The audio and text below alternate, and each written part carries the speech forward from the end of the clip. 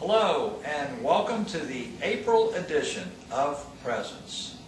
It's been quite a February and March for me and for Danae, as we have been on a significant amount of travel. We actually started at the very end of February and decided to use our 2 weeks that we have in a timeshare that we own so that we could get a little R&R before we enjoyed the arrival of our first grandchild. So in fact, we went out for a couple of weeks, enjoyed ourselves. It was a great time for Danae and I to have many discussions and talk about our goals and different aspirations of how things are going to go for 2011. Very restful and very energizing. Then we flew from there to Atlanta, where Shaylin, Danae's youngest child, her daughter, had and welcomed into the world Caden Charles Brown. And that was quite the event. In fact, it was at the hospital that day when Caden arrived, and I was observing all of the different family members, which now included a much larger family, as Shaylin is married to Eric Brown, and his entire family was there. And it was there that I noticed how much attention a baby was getting that did absolutely nothing to bring itself into the world, had not marketed itself. Caden hadn't done any work ahead of time. He just came into the world and was just being. And the love that was there, that was expressed, well, everybody wanted to hold the baby. Then everyone wanted their picture with the baby. And I noticed that no one was talking about belief systems. No one was getting into a discussion of doctrinal interpretations. And yet, there was at the hospital a very wide variety of different backgrounds with regard to religious beliefs and religious orientations. But none of that was the topic of discussion when the baby was there. And the spirits were so high, and everybody was beaming, and there was lots of laughter, and everyone was shaking hands and embracing and congratulating each other. This was a reminder to me of everything that we're all investing ourselves in with regard to presence. We are believers that the narrative from Genesis to Revelation is the story of how God sees us as His children. And that's what we're working on every day in terms of putting together a way of seeing that narrative in a cohesive way to bring it to our families, to our own children, and to our communities. I'm reminded that John, in 1st, 2nd, and 3rd John, used the term little children over and over again. Why?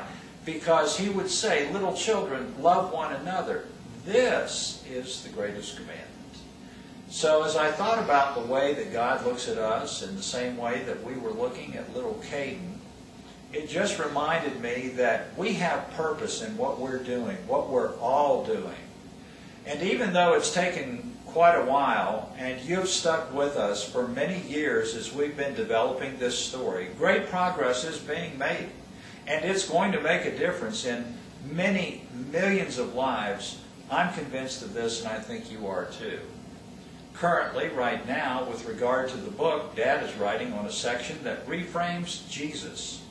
And within this, he's using the Gospel of John and other writings in the New Testament to show how Jesus was completing a work that was a work of God that involved the beauty of the relationship that God has with all humanity.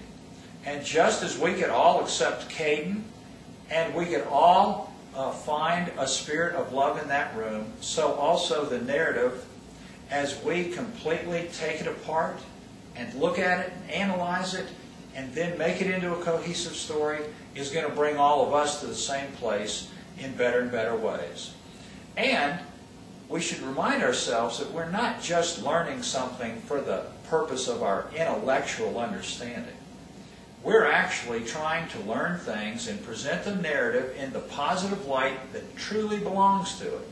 in order that we might, on behalf of our children and our grandchildren and their children and so forth into the future, bring about a better way for the world to relate and love each other.